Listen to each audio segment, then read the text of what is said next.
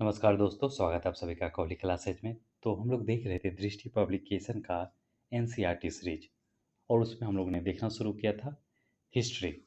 History में हम लोगों ने क्लास 6 और 7 को कंप्लीट कर लिया है। अगर आप लोग नहीं देखे तो प्ले लिस्ट में जाके देख सकते हैं। और हम लोग अभी प्रेजेंट में देख रहे हैं क्लास 8 का चैप्टर नंबर 8। ये है आपका धार्मिक तथा आंदोलन और सांस्कृतिक जागृति चैप्टर का नाम है। तो चलिए स्टार्ट करते क्वेश्चन नंबर पहला से। तो जो क्वेश्चन फर्स्ट है आपका, ये कह रहा है 19वीं शताब्दी के धर्म सुधार आंदोलन के संदर्भ में निम्नलिखित कथनों पर विचार कीजिए। तो 19वीं शताब्दी के धर्म सुधार आंदोलन के संदर्भ में हमें निम्नलिखित कथनों पर विचार करना है। पहला कथन है, इस समय धार्मिक समुदाय में सामाजिक सुधार के जो आंदोलन शुरू हुए वे धार्मिक सुधार के भी आंदोलन थे। बिल्कुल सही है। दूसरा कथन है, इस समय भारत के धार्मिक तथा सामाजिक सुधारकों ने पश्चात विचारों की आप अपनी जानकारी के साथ साथ प्राचीन ज्ञान का भी उपयोग किया। तो उपयुक्त में से कौन सा कथन सही? तो उपयुक्त में से दोनों कथन सही दिया गया। ऑप्शन हो जाएगा सी हो जाएगा। इसका व्याख्या देख लेते हैं।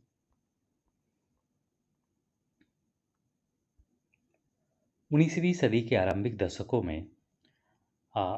दशकों से देश के हर भाग में यह अधिकाधिक महसूस किया जाने लगा कि भारतीय समाज पिछड़ा हुआ है और इसे सुधारना आवश्यक है। कुछ सामाजिक कुरीतियां और अंधविश्वासों ने धार्मिक विश्वासों का रूप धारण कर लिया था, अतः पहला कथन सही है। आगे बढ़ते हैं। 18वीं सदी के अंतिम चरण से कतिपय यूरोपीय तथा भारतीय विद्वानों ने भारत की प्राचीन विद्या का अन्वेषण शुरू कर दिया। सुधारकों ने अंधविश्वासों तथा अमानवीय प्रथाओं के खिलाफ शुरू कर दिया। अपने संघर्ष में प्राचीन ग्रंथों के प्रमाण प्रस्तुत किए। ऐसा करते समय उनमें से अधिकांश ने धार्मिक विश्वास की बजाय तर्क बुद्धि को महत्व दिया। धार्मिक तथा सामाजिक सुधारकों ने पश्चात विचारों की अपनी जानकारी के साथ साथ प्राचीन ज्ञान का भी उपयोग किया था। दूसरा कथन है वो भी सही दिया गया। चलिए आगे बढ़ते हैं। क्वेश्चन नंबर देखेंगे दूसरा, राजा राम मोहन रॉय के बारे में दिया गया। तो देखिए, राजा राम मोहन रॉय के बारे में निम्नलिखित में से कौन सा कथन असत्य है? तो इसमें गलत कथन पूछा गया, इसमें से कौन सा कथन असत्य है? तो पहला कथन है, राजा राम मोहन रॉय समाज सुधारकों में अग्रणी थे। बिल्कुल सही है। राजा राम मोहन रॉय हिंदी, संस्कृत, बांग्ला, फारसी तथा अंग्रेजी भाषा के अच्छे ज्ञाता थे। बिल्कुल ये भी सही दिया गया है। और जो तीसरा कथन है, उन्होंने वेदों तथा उपनिषदों के बांग्ला अनुवाद प्रस्तुत किए। ये भी सही दिया गया। इसका जो चौथा कथन है वो असत्य है, अर्थात गलत है। उन्होंने मूर्ति पूजा तथा धार्मिक अनुष्ठानों को समर्थन नहीं किया था, जबकि यहाँ दिया गया क्या, समर्थन किया, इसलिए गलत हो जाता है ऑप्शन नंबर डी। चलिए इसका व्याख्या देख लेते हैं।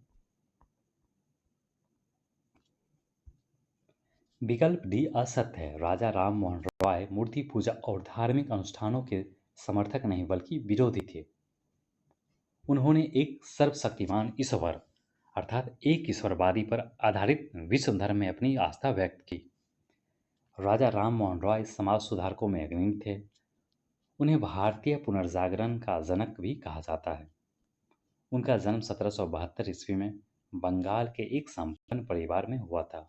उन्होंने संस्कृत की परंपरागत शिक्षा वाराणसी में और अरबी तथा फारसी की शिक्षा पटना से प्राप्त किया। ये फैक्ट आप याद रखिएगा, अरबी तथा फारसी की जो शिक्षा वो पटना से प्राप्त की।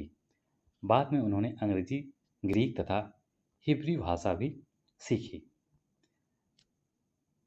राम मोहन रॉय के दृढ़ मत था कि हिंदू धर्म में व्याप्त कुरीतियों को दूर करने के लिए यह आवश्यक है कि जनता को उनके मूल धर्म ग्रंथों की सही जानकारी दी जाए।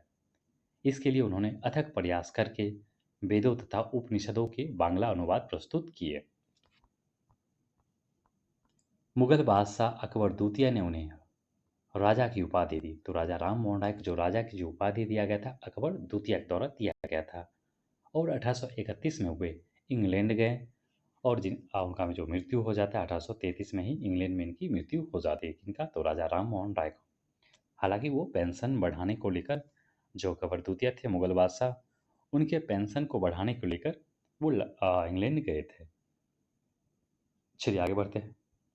क्वेश्चन नंबर देखेंगे तीसरा, ब्रह्म समाज के बारे में निम्नलिखित में से कौन सा कथन सही है?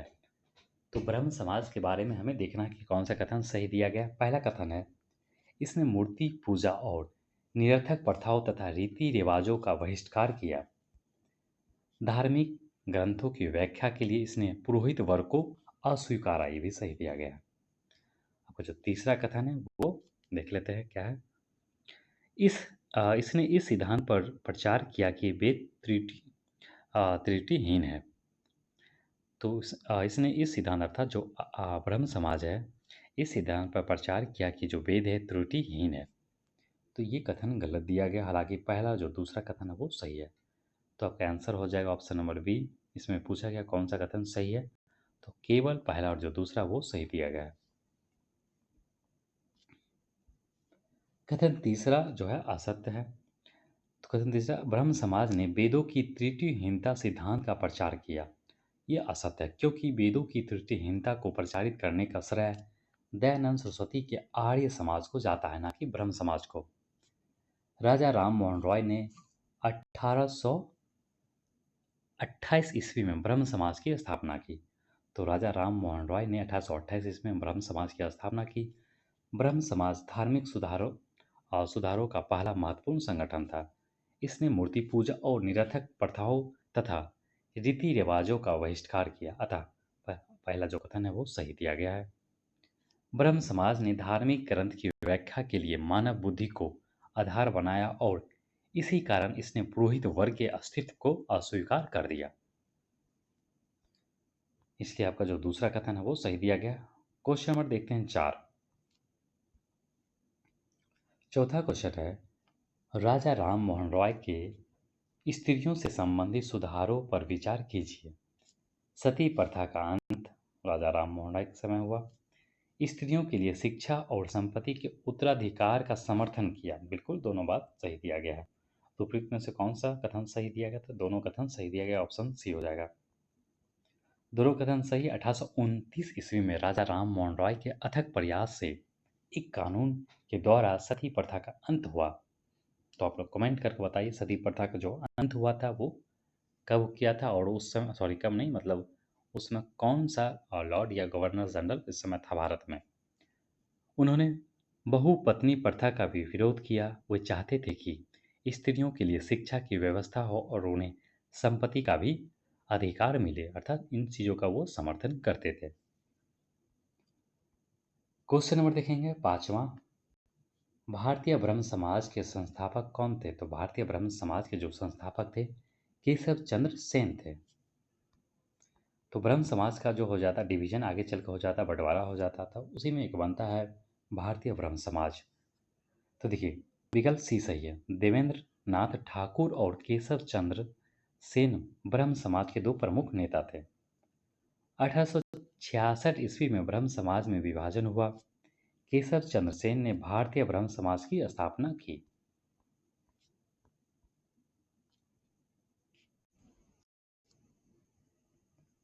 धार्मिक और सामाजिक मामलों में केशव चंद्र सेन और उनके सहयोगियों के विचार अन्य ब्रह्म समाजियों के विचार से अधिक पुरोगामी थे।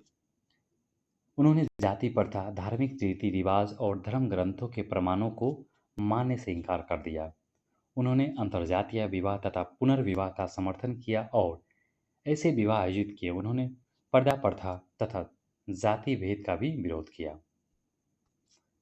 ब्रह्म समाज के प्रचार के लिए केशव चंद्र सेन ने मद्रास तथा बंबई प्रांतों की यात्रा की और बाद में उत्तर भारत का दौरा भी किए। चलिए आगे बढ़ेंगे। नेक्स्ट क्वेश्चन है क्वेश्चन नंबर 6। यंग बंगाल आंदोलन के संदर्भ में निम्नलिखित कथनों पर विचार कीजिए। तो यंग बंगाल आंदोलन से संबंधित देखना है कथन। पहला कथन है, इस आंदोलन का नेतृत्व हेनरी लुई विवियन डेरोजियो ने किया। बिल्कुल सही है। इन्होंने फ्रांस की क्रांति और इंग्लैंड के उदार चिंतन के आदर्श प्रस्तुत किए। ये भी सही है। इन्होंने ईश्वर के अस्तित्व को स्वीकार किया। यह क्या सही है या गलत है, देखते हैं आगे। तो उपयुक्त में से कौन सा कथन सही दिया गया? तो उपयुक्त में से जो पहला और जो दूसरा कथन है वो ही सही दिया गया। जो तीसरा कथन है, अर्थात ईश्वर के अस्तित्व को इसने स्वीकार नहीं किया, जबकि बल्कि अस्वीकार किया, इनकार कर दिया।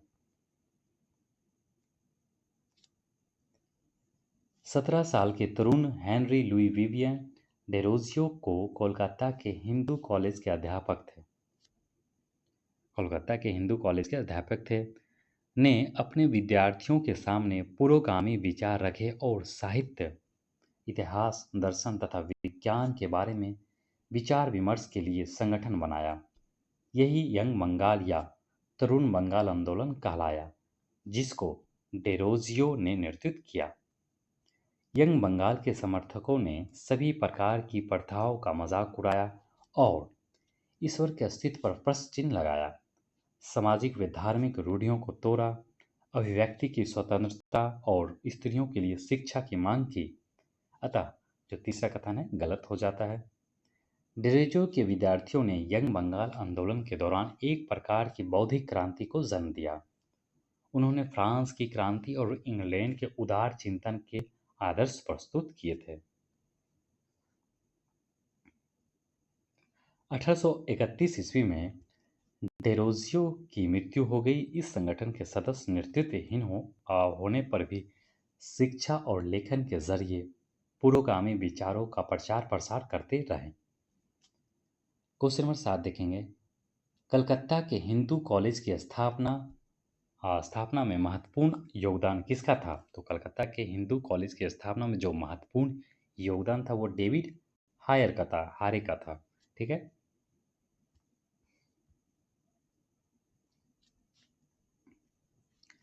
विकल्प ए सही दिया गया। कोलकाता के हिंदू कॉलेज की स्थापना 1817 ईस्वी में हुई। राम मोहन रॉय के सहयोगी डेविड हारे अर्थात हेयर ने इस कॉलेज की स्थापना में महत्वपूर्ण योगदान दिया। डेविड हारे स्कॉटलैंड के निवासी थे और घड़ियां बेचने कोलकाता आए थे, मगर बाद में बंगाल में आधुनिक शिक्षा का प्रचार प्रसार करने उनके जीवन का उद्देश्य बन गया था। इन्होंने जिस कॉलेज की स्थापना की उसने बंगाल में आधुनिकीकरण के आंदोलन को आगे बढ़ाने में महत्वपूर्ण भूमिका अदा की थी। चलिए आगे बढ़ेंगे। नेक्स्ट क्वेश्चन देखें। क्वेश्चन नंबर 8 ईश्वरचंद विद्यासागर से संबंधित क्वेश्चन है। ईश्वरचंद विद्यासागर के संबंध में निम्नलिखित कथनों पर विचार कीजिए। पहला जो कथन है वो है, इन्होंने विधवा पुनर्विवाह के लिए संघर्ष किया और उसे कानूनी रूप से वैध बनाने में सफलता प्राप्त की। दूसरा कथन है, इन्होंने संस्कृत के अध्ययन के लिए निम्न जातियों के विद्यार्थियों को कॉलेज में प्रवेश दिया। बिल्कुल सही दिया है दोनों कथन।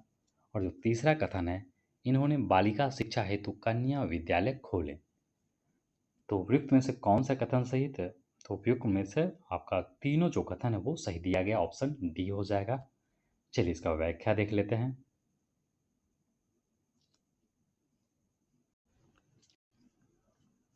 ईश्वरचंद विद्यासागर ने स्त्री उत्थान के लिए विधवा पुनर्विवाह के जो कानून बनाने के लिए संघर्ष किया और अंत में उसमें सफलता भी पाई। कलकत्ता में इन्हीं के प्रयास से 1856 में पहली बार विधवा पुनर्विवाह संपन्न हुआ। विद्यासागर संस्कृत के अगाध विद्वान थे। इसी कारण उन्हें कलकत्ता के संस्कृत कॉलेज का प्रिंसिपल बनाया गया। उन्होंने संस्कृत कॉलेज में आधुनिक पाश्चात्य विचारों पर आधारित शिक्षा शुरू की और संस्कृत के अध्ययन के लिए तथाकथित निम्न जातियों के विद्यार्थियों के लिए भी कॉलेज के द्वार खोल दिए। उनके पहले संस्कृत कॉलेज में परंपरागत विषय ही पढ़ाए जाते थे। विद्यासागर ने कन्याओं की शिक्षा के लिए भी अथक प्रयास किए। जब 1855 ईस्वी में विद्यासागर स्कूल के विशेष निरीक्षक नियुक्त हुए, तब उन्होंने अपने इलाकों में कई कन्या विद्यालय खोले। एक अंग्रेज ड्रिंक वाटर वैथ्यून से उनके मित्रता के संबंध थे।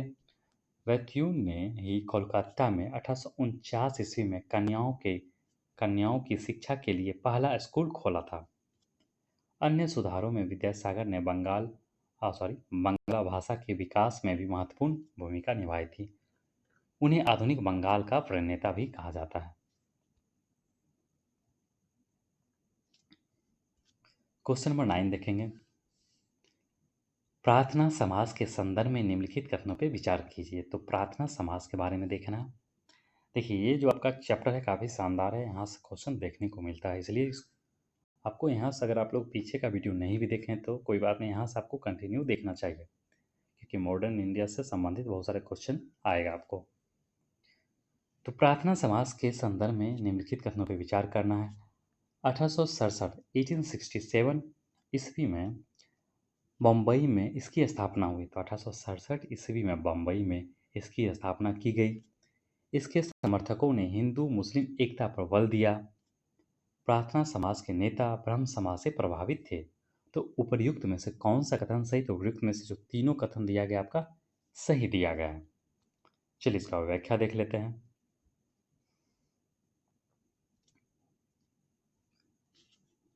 1867 ईस्वी में बंगाल में बम्बई में प्रार्थना समाज की स्थापना हुई। महादेव गोविंद रानाडे और रामकृष्ण गोपाल भंडारकर इसके दो प्रमुख नेता थे। प्रार्थना समाज के नेता व समर्थक ब्रह्म समाज से काफी प्रभावित थे। उन्होंने जाति प्रथा और अस्पृश्यता अर्थात छुआछूत की निंदा की। उन्होंने स्त्रियों के उद्धार के लिए काम किया और विधवा पुनर्विवाह का समर्थन किया। और रनादे ने 1887 ईस्वी में भारतीय राष्ट्रीय सामाजिक सम्मेलन की भी स्थापना की थी। तो भारतीय राष्ट्रीय सामाजिक सम्मेलन की जो स्थापना किया गया था 1887 ईस्वी में, किसके द्वारा? रनादे के द्वारा। रनाडे हिंदू मुसलमान एकता के जबरदस्त समर्थक थे। रनाडे की मान्यता थी कि सामाजिक सुधारों के बिना आर्थिक और राजनीतिक क्षेत्रों में उन्नति कर पाना असंभव नहीं था। संभव नहीं था, संभव नहीं था। आगे बढ़ेंगे, क्वेश्चन नंबर देखेंगे 10।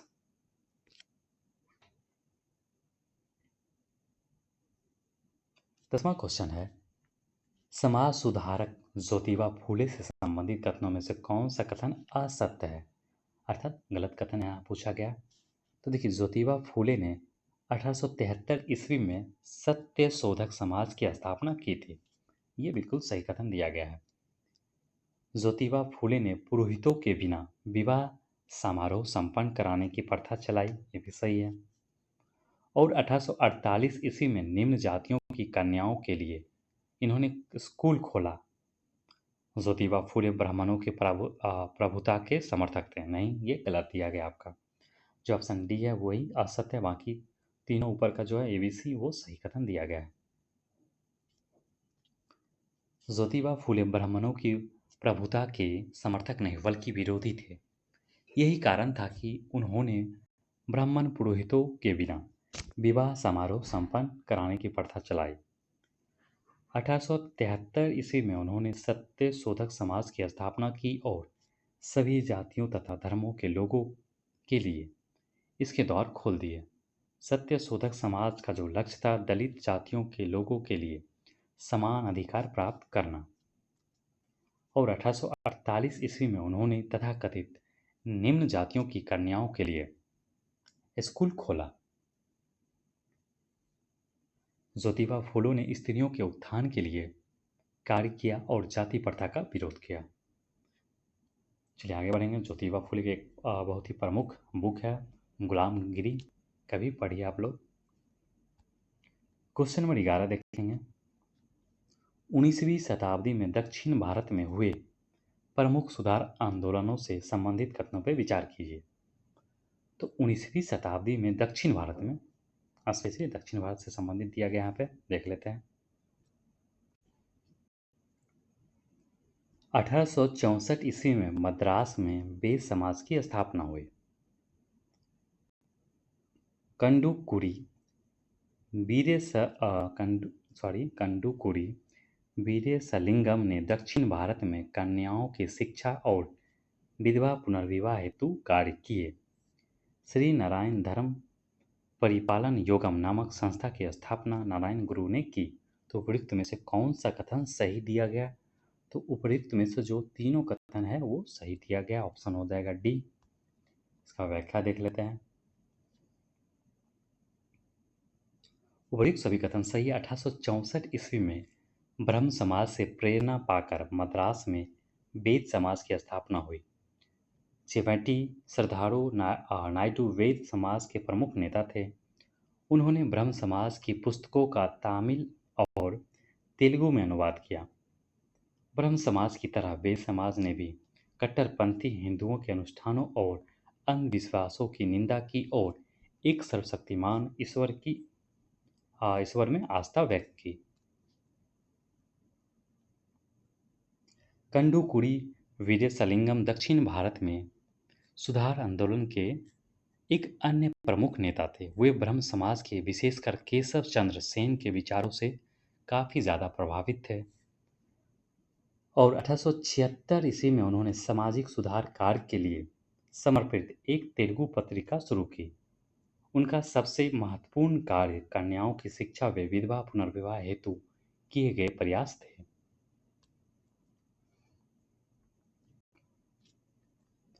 नारायण गुरु ने 1903 ईस्वी में श्री नारायण धर्म परिपालन योगम संस्था की स्थापना की। नारायण गुरु का जन्म केरल में 1854 ईस्वी में एक एजावा परिवार में हुआ था। नारायण गुरु ने एक जाति, एक धर्म और एक ईश्वर की आवश्यकता पर बल दिया था।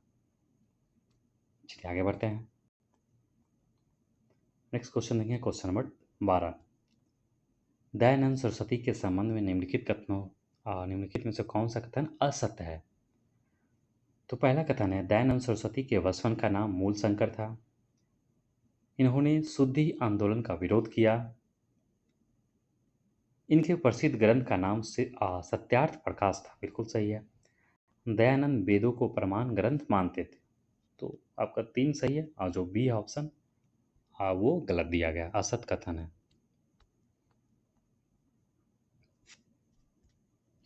दयानंद सरस्वती चाहते थे जो हिंदू मुसलमान या ईसाइयां बन गया है उसे पुनः हिंदू बना लेना चाहिए। इसके लिए उन्होंने शुद्धि आंदोलन का समर्थन किया।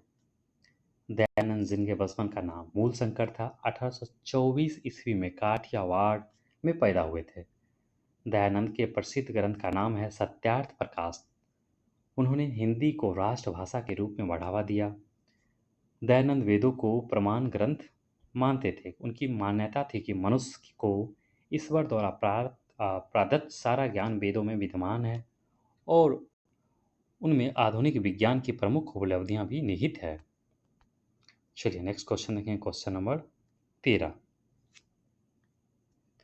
दयानंद सरस्वती द्वारा स्थापित आर्य समाज की कौन सी मान्यता थी?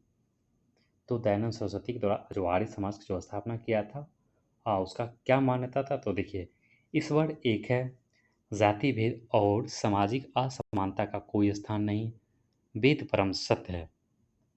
तो इनमें से क्या हो जाएगा आंसर? तो आपका इनमें से सभी हो जाएगा। ये सभी मान्यता थी आर्य समाज की। तो आर्य समाज की जो स्थापना हुआ था 1875 में, कहाँ हुआ था? बम्बई में हुआ था।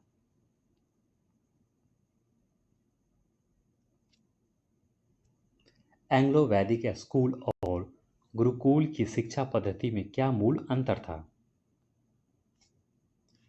तो मूल अंतर क्या था? तो देखिए, एंग्लो वैदिक स्कूल आधुनिक शिक्षा पद्धति, जबकि गुरुकुल प्राचीन शिक्षा पद्धति पर आधारित थे। बिल्कुल सही है। तो बस यही मूल अंतर था देखा जाए तो, एंग्लो वैदिक स्कूल और गुरुकुल की शिक्षा व पद्धति में। ठीक है, ऑप्शन नंबर ए हो जाएगा। चलिए आगे बढ़ते हैं।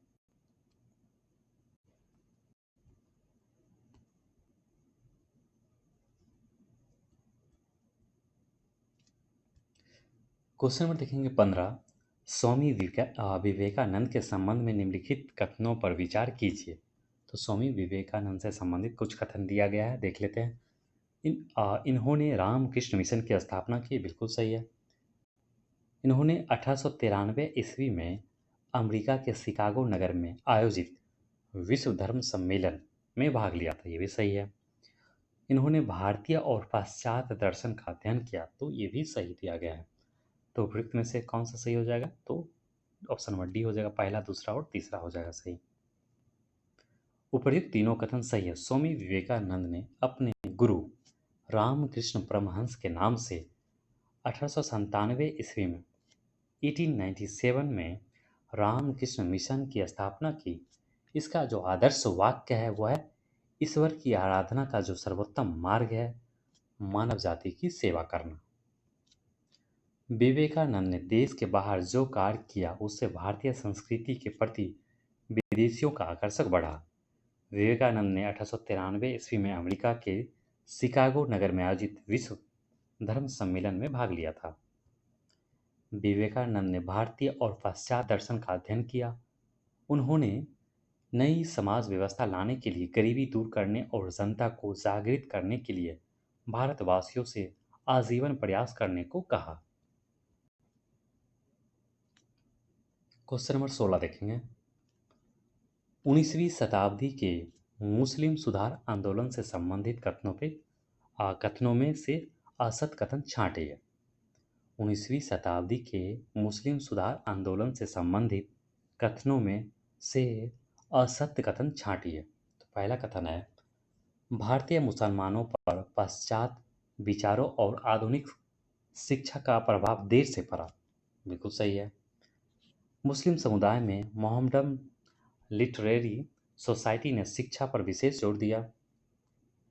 मुसलमानों में जागरण की शुरुआत 19वीं सदी के पूर्वार्ध में बरेली के सैयद अहमद और बंगाल के शरीयतुल्लाह जैसे नेताओं के प्रयास से हुई। बिल्कुल ये भी सही है। भारतीय मुसलमानों में अंग्रेजी शिक्षा का हिंदुओं की अपेक्षा तीव्र प्रभाव हुआ। नहीं, ये गलत दिया गया। जो ऑप्शन नंबर जो डी है वो क्या है, असत्य कथन दिया गया है। तो हमें असत्य कथन को ही छांटना था।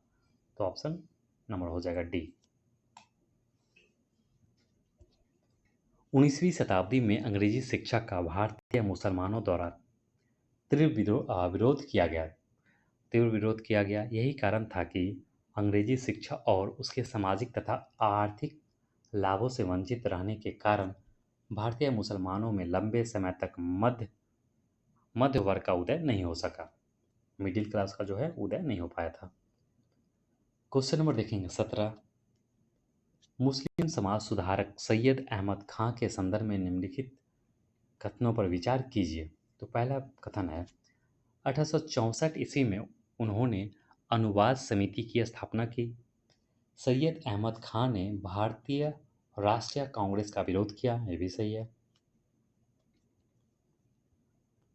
इन्होंने 1875 ईस्वी में अलीगढ़ में मोहम्मडन एंग्लो ओरिएंटल कॉलेज की स्थापना की।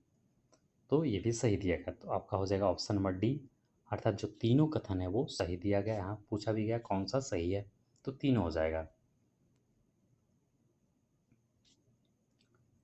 सर सैयद अहमद खां ने 1864 ईस्वी में अनुवाद समिति की स्थापना की, जिसे बाद में वैज्ञानिक समिति का नाम भी दिया गया। इस समिति का कार्यालय अलीगढ़ में था। इसने विज्ञान तथा अन्य विषयों की अंग्रेजी पुस्तकों के उर्दू अनुवाद प्रकाशित किए और समाज सुधार से संबंधित उदार विचारों के प्रसार के लिए एक अंग्रेजी उर्दू अखबार पत्रिका भी निकाली थी। सैयद अहमद खान ने भारतीय राष्ट्रीय कांग्रेस का विरोध किया। कांग्रेस के विरोध करने के लिए उन्होंने कुछ हिंदू तथा मुसलमानों नेताओं के सहयोग से इंडियन पेट्रियाटिक एसोसिएशन की स्थापना की और मुसलमानों को कांग्रेस में शामिल होने से रोका। सैयद अहमद खान ने 1875 ईस्वी में अलीगढ़ में मोहम्मडन एंग्लो ओरिएंटल कॉलेज की स्थापना की। यही कॉलेज आगे चलकर अलीगढ़ मुस्लिम विश्वविद्यालय कहलाया। यहाँ अंग्रेजी माध्यम से कला तथा विज्ञान के विषयों को पढ़ाया जाता था। यहाँ के कई शिक्षक इंग्लैंड से आए थे। आगे बढ़ेंगे, क्वेश्चन नंबर 18 देखेंगे। निम्नलिखित कथनों में से कौन सा सत्य है? तो हमें सत्य कथन देखना है। दादा भाई नौरोजी फरदूनजी फारसी धर्म सुधारकों के दो प्रमुख अग्रणी नेता थे। ये सही दिया गया है। 1892 ईस्वी में अमृतसर में सिखों ने खालसा कॉलेज की स्थापना की। ये भी सही दिया गया है। सिखों ने गुरुद्वारा में सुधार के लिए 20वीं शताब्दी में शक्तिशाली आंदोलन चलाए। तो ये तीनों कथन यहाँ पे आपका सही दिया गया है। ठीक है, इसलिए आपका हो जाएगा ऑप्शन नंबर डी हो जाएगा। चलिए इसका कुछ व्याख्या देख लेते हैं। ठीक है। 20वीं सदी के आरंभिक दशकों में शिरोमणि गुरुद्वारा प्रबंधन कमेटी और अकाली दल ने गुरुद्वारा के प्रबंधन में सुधार के लिए शक्तिशाली आंदोलन चलाए। उस समय गुरुद्वारा पुरोहितों और महंतों के कब्जे में था। आंदोलनकारियों का कहना था कि गुरुद्वारों का नियंत्रण सिख समाज के प्रतिनिधियों को सौंपा जाए। अंत में 1925 ईस्वी में एक कानून बनाकर गुरुद्वारों के संचालन की जिम्मेदारी शिरोमणि गुरुद्वारा प्रबंधक कमेटी को सौंप दिया गया। चलिए क्वेश्चन नंबर 19 देखेंगे।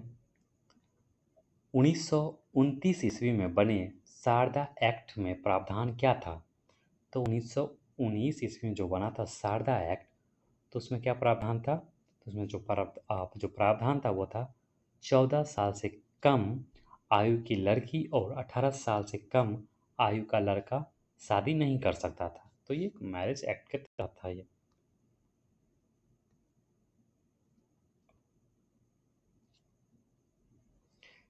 चलिए कुछ देख लेते हैं। हाँ बस वही है इसमें।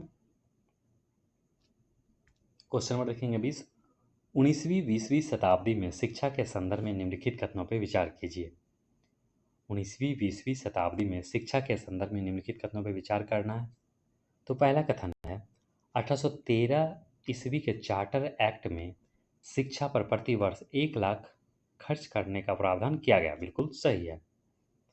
वुड्स डिस्पैच जो 1854 में आया था, तो वुड्स डिस्पैच के तहत प्रांतों में लोक शिक्षा विभाग तथा कलकत्ता, बम्बई और मद्रास में विश्वविद्यालय खोले गए। बिल्कुल सही है। 1947 ईस्वी में जब भारत आज़ाद हुआ उस समय केवल 24% पुरुष और 7% महिला ही साक्षर थी। बिल्कुल तीनों कथन इसमें सही दिया गया है। चलिए इसका व्याख्या देख लेते हैं। उपर्युक्त सभी कथन सही है। 1813 ईस्वी के चार्टर एक्ट के तहत शिक्षा पर प्रति वर्ष 1 लाख रुपए खर्च करने का प्रावधान किया गया था। 1835 में गवर्नर जनरल बेंटिंग ने भारतीयों में पाश्चात्य शिक्षा के प्रचार का निर्णय लिया था। 1854 ईस्वी में सरकार ने प्राथमिक स्कूल से लेकर विश्वविद्यालय तक शिक्षा की समुचित व्यवस्था करने की घोषणा की। यह घोषणा वुड्स डिस्पैच के नाम से जानी जाती है। इस घोषणा के तहत प्रांतों में लोक शिक्षा विभाग की स्थापना हुई। कलकत्ता, बम्बई और मद्रास में विश्वविद्यालय स्थापित किया गया। ठीक है, आगे देखते हैं। हालांकि शिक्षा का यह विकास सभी स्तरों पर एक समान नहीं था। हाई स्कूलों और कॉलेजों के विस्तार पर ज़्यादा बल दिया गया। धन के अभाव के कारण प्राथमिक शिक्षा को विशेष क्षति पहुंची। परिणामतः भारतीय जनता बड़ी तादाद में निरक्षर बनी रही। 1947 ईस्वी में जब भारत स्वतंत्र हुआ तब भारत में केवल 24% पुरुष और 7% महिला ही साक्षर थी। चलिए आगे बढ़ेंगे। शिक्षा सुधार में भारतीय राष्ट्रीय आंदोलन के नेताओं का भी योगदान रहा। उन्होंने राष्ट्रीय शिक्षा परिषद की स्थापना की। वाराणसी तथा अहमदाबाद में विद्यापीठों की और अलीगढ़ में जामिया इस्लामिया की स्थापना की। इन्होंने शिक्षा को एक नया स्वरूप देने का प्रयास किया। 1884 ईस्वी में एशियाटिक सोसाइटी की स्थापना कहाँ की गई? तो 1784 ईस्वी में एशियाटिक सोसाइटी की स्थापना कहाँ किया गया? तो ये किया गया था कहाँ? आपका हो जाएगा कलकत्ता में हो जाएगा। विकल्प भी सही दिया गया है। 1784 ईस्वी में विलियम जोन्स ने कोलकाता में एशियाटिक सोसाइटी की स्थापना की। एशियाटिक सोसाइटी ने भारत के प्राचीन तथा मध्यकालीन अतीत, उसके दर्शन, इतिहास, कला, विज्ञान तथा कानून के अध्ययन को प्रोत्साहित किया। स्वयं विलियम जोन्स ने कालिदास के नाटक अभिज्ञान शकुंतलम का संस्कृत से अंग्रेजी में अनुवाद किया था। क्वेश्चन नंबर देखेंगे 22। 19वीं शताब्दी में लिखे साहित्य और कला के संदर्भ में निम्नलिखित कथनों में से असत कथन को छांटिए। तो 19वीं शताब्दी में लिखे साहित्य और कला के संदर्भ में निम्नलिखित कथनों में से असत कथन को हमें छांटना है। तो पहला कथन है, इस समय लिखा जा रहा साहित्य प्राचीन साहित्य से विषय वस्तु और शैली दोनों ही रूपों में भिन्न था। और दूसरा कथन है, इस समय भारतेंदु हरिश्चंद्र प्रेमचंद जैसे साहित्यकारों ने साहित्य के माध्यम से परंपरागत विचारों का प्रसार किया। तो परंपरागत के कारण ही ये गलत हो गया। तो आपका इसमें पूछा भी गया था असत्य कथन, तो असत्य कथन हो गया ऑप्शन नंबर बी। बाकी जो आपका तीसरा जो चौथा है वो सही दिया गया है। 1913 ईस्वी में रविन्द्रनाथ टैगोर को गीतांजलि, तो गीतांजलि क्या था, इसमें कविता का संग्रह था, इसको लेकर उन्हें नोबेल पुरस्कार मिला था साहित्य में। इस समय चित्रकला के क्षेत्र में बंगाल शैली का उदय हुआ। तो चलिए इसका व्याख्या देख लेते हैं। विकल्प जो बी था वो असत्य था, अर्थात गलत था। भारतेंदु हरिश्चंद्र प्रेमचंद आदि साहित्यकारों ने परंपरागत नहीं बल्कि सुधारवादी और आधुनिक विचारों का प्रसार किया था। भारतेंदु हरिश्चंद्र को आधुनिक हिंदी साहित्य का अगुवा कहा जाता है। 19वीं सदी में बड़े स्तर पर आधुनिक भाषा के साहित्य का विकास हुआ। यह साहित्य प्राचीन साहित्य से विषय वस्तु तथा शैली दोनों ही रूपों में काफी भिन्न था। अब पद की जगह गद्य को अधिक महत्व दिया जाने लगा। इसी समय राष्ट्र प्रेम से संबंधित वंदे मातरम और सारे जहां से अच्छा क्रमशः, तो वंदे मातरम बंकिम चंद्र चटर्जी और सारे जहां से अच्छा इकबाल द्वारा लिखा गया था। 1913 ईस्वी में भारत के वर्तमान राष्ट्रगान के निर्माता रविन्द्रनाथ टैगोर, अर्थात ठाकुर भी कहीं लिखा मिलेगा, को उनकी कृति गीतांजलि के लिए अंतर्राष्ट्रीय ख्याति का सर्वोच्च नोबेल पुरस्कार मिला था। इस समय साहित्य के अलावा कला क्षेत्र का भी पर्याप्त विकास हुआ। अविंद्रनाथ ठाकुर और दूसरे कलाकारों ने भारत की शास्त्रीय परंपरागत की चित्रकला को पुनर्जीवित करने का प्रयास किया। इन प्रयासों से चित्रकला की जिस शैली का जो उदय हुआ था उसे बंगाल शैली कहा गया। चलिए आगे बढ़ते हैं, क्वेश्चन नंबर देखेंगे 23। आधुनिक भारत में विज्ञान के विकास से संबंधित कथनों पर विचार कीजिए। तो आधुनिक भारत में विज्ञान के विकास से संबंधित कथनों पर विचार करना है। तो पहला कथन है, भारत में आधुनिक विज्ञान का प्रवेश 19वीं सदी के आरंभ में हुआ। बिल्कुल सही दिया गया है। 20वीं सदी के तीसरे दशक में इंडियन साइंस कांग्रेस एसोसिएशन की स्थापना हुई और 1930 ईस्वी में चंद्रशेखर वेंकट रमन को भौतिकी का नोबेल पुरस्कार भी मिला था। तो उपयुक्त में से कौन सा कथन सही, तो उपयुक्त में से सभी कथन सही दिया गया, ऑप्शन हो जाएगा डी। इसका व्याख्या देख लेते हैं। उपर्युक्त सभी कथन सही है। भारत में आधुनिक विज्ञान का विकास या प्रवेश 19वीं सदी के आरंभ में हुआ। स्वच्छेदन करने वाला चिकित्सा विज्ञान के पहले भारतीय विद्यार्थी महेंद्र लाल सरकार थे। उन्होंने 1876 ईस्वी में Indian association for the cultivation of science नाम संस्था की स्थापना की। यह विज्ञान का प्रचार प्रसार करने वाली पहली प्रमुख संस्था थी। 20वीं सदी के तीसरे दशक में इंडियन साइंस कांग्रेस एसोसिएशन की स्थापना हुई। साइंस कांग्रेस के अधिवेशनों में देश के विभिन्न भागों के वैज्ञानिक भाग लेते हैं और एक दूसरे से अपने विचारों को साझा करते हैं। इस समय के कई अंतर्राष्ट्रीय ख्याति प्राप्त वैज्ञानिक पैदा हुए। इनमें प्रफुल्ल चंद्र राय, जगदीश चंद्र बसु, मेघनाथ साहा, डी.एन. वाडिया, वीरबल साहनी आदि प्रसिद्ध थे। चंद्रशेखर वेंकट रमन को भौतिकी के क्षेत्र में किए गए उनके खोज कार्य के लिए 1930 ईस्वी में नोबेल पुरस्कार मिला। एम विश्वेश्वरैया, जिनके बांध निर्माण, जल विद्युत के विकास, रेशम उद्योग तथा तकनीकी विकास के क्षेत्रों में किए गए कार्य बड़े ही महत्वपूर्ण हैं। चलिए इस चैप्टर का लास्ट क्वेश्चन देखेंगे। Question number 24। अमृत बाजार पत्रिका का जो सदस्य कौन थे, संस्थापक संपादक कौन थे? तो मोतीलाल घोष। इसका आंसर हो जाएगा ये। देख लेते हैं व्याख्या। विकल्प ए सही है। अमृत बाजार पत्रिका के संस्थापक संपादक मोतीलाल घोष थे। यह पत्रिका भारतीय राष्ट्रीय आंदोलन के आरंभिक दौर की प्रमुख पत्रिका थी। समाचार पत्रों में the Hindu, the Indian mirror, Kesari Maratha, स्वदेश मित्रन, प्रभाकर और इंदु प्रकाश आदि प्रमुख थे। ठीक है, तो हम लोगों ने चैप्टर नंबर 8 कंप्लीट कर लिया है। अगले वीडियो में हम लोग बात करेंगे चैप्टर नंबर 9, भारतीय राष्ट्रवाद का उदय। ठीक है, ठीक है दोस्तों, अगर आप लोग चैनल पर नए हैं तो जरूर चैनल को सब्सक्राइब कीजिए, वीडियो को लाइक कीजिए और अपने दोस्तों को भी शेयर कीजिए। मिलते हैं अगले वीडियो में। आप सभी का धन्यवाद।